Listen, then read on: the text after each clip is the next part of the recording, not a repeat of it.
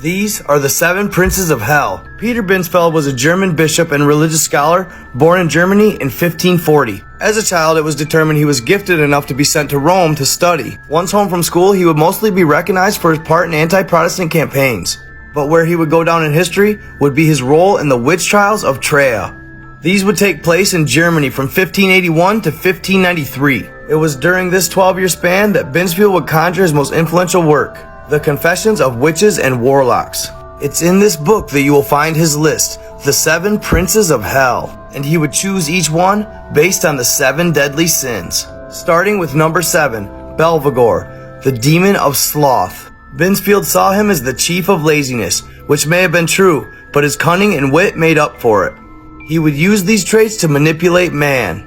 He might whisper in someone's ear to guide them to riches, only to come back later and steal it all. Depending on which list you reference, Satan is the demon of wrath. Early Christians tended to believe in Satan, and contrary to popular belief, he is not the same demon as Lucifer. Around 1400, the hysteria about witchcraft and warlocks would spiral out of control, and people who before never worried about Satan or really believed in him, started to. This gave him power, and he began influencing people towards corruption. They chose him as wrath because he was often an angry demon, and when in a rage, you better watch out.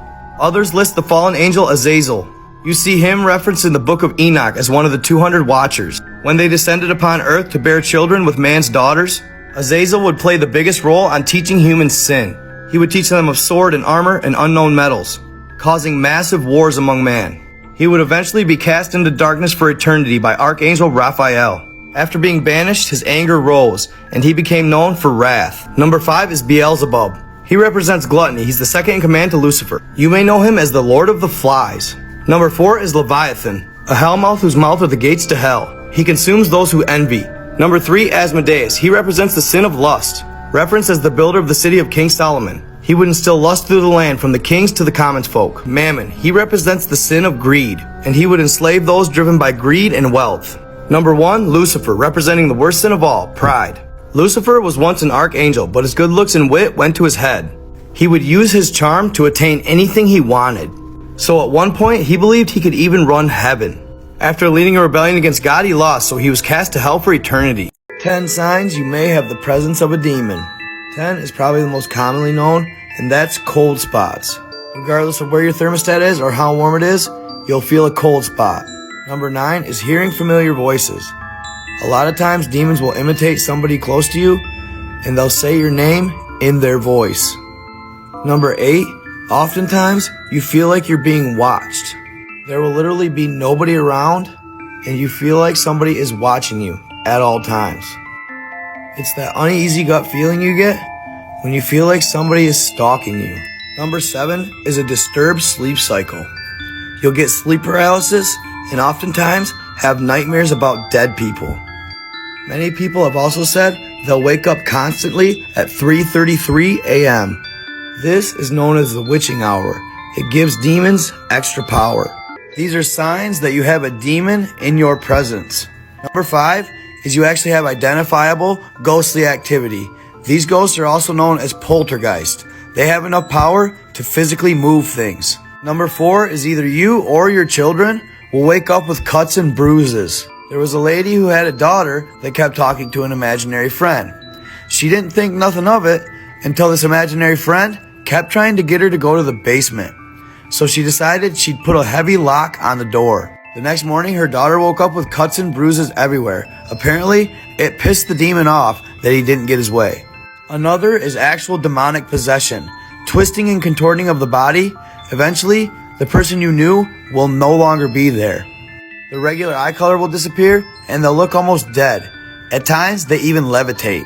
If this happens, call a priest right away because they need to perform an exorcism. So if you yourself or a significant other has a demon, you will see serious outbursts of anger out of nowhere. These outbursts will seem so sudden that you won't even recognize the person. Look for super black eyes. If you have a constant sickness that doctors cannot diagnose, you might have a demon. Going along with that, if you're having thoughts of hurting yourself or having thoughts of any self-harm at all, you might have a demon. And then finally, seizures. If you're having seizures and you never had before, you could have a demon. These seizures will be comparable to epileptic seizures. And to wrap it up, I've seen a lot of people asking how you get rid of them. A good home remedy is holy water. Say the Lord's Prayer while you spread holy water all over your house. And after that, get sage, light it up, but blow it out and let it smoke off. Get right with him and put pictures of Jesus up. On the Signs of a Demon post, I've been seeing this question a lot. How do I get rid of him? Well, here are 6 ways. A simple yet effective way of detecting negative energies in your house is the following. Grab a glass, get sea salt. Fill the glass about 1/3 of the way with the sea salt. Then fill it the rest of the way with water. Put it in the room where you feel the energy is negative. Leave it untouched for 24 hours and look at the results. If it's like this, you got a negative entity. If it looks exactly like you left it, then you're good. Your house is clean. An effective way of getting rid of this negative entity is using the sound of fire. The sound of fire is often called Ram, and you can use Ram to benefit you in many ways. This is associated with the sun god of Hinduism, Lord Rama. And in desperate times, just shout out Ra. Shouting the name of the sun god will actually shield your aura.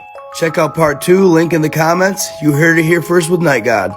Another quick and easy defense mechanism, clap your hands. In the center of your palms, there are 2 very powerful chakras. These chakras are most of the time closed because they're preventing negative energies from entering your body. Clapping them opens them up. Number 3, sing. Walk around your house and sing. Even if you're a terrible singer like me, sing loud and proud. The higher frequency, the more it'll scare off the parasites. Number 4, plan a trip to the ocean. Salt water is one of the best deterrents of negative entities. Number 5, keep moving. Exercise, dance, whatever it takes. Staying moving is the breath of life to your body and your aura. And finally, number 6, ladies, you'll like this one. Treat yourself to a priestess bath. Get equal parts lavender, rosemary, and lemon peel. Put it in a tea ball, throw in a shot of sea salt. Then rinse with cool water.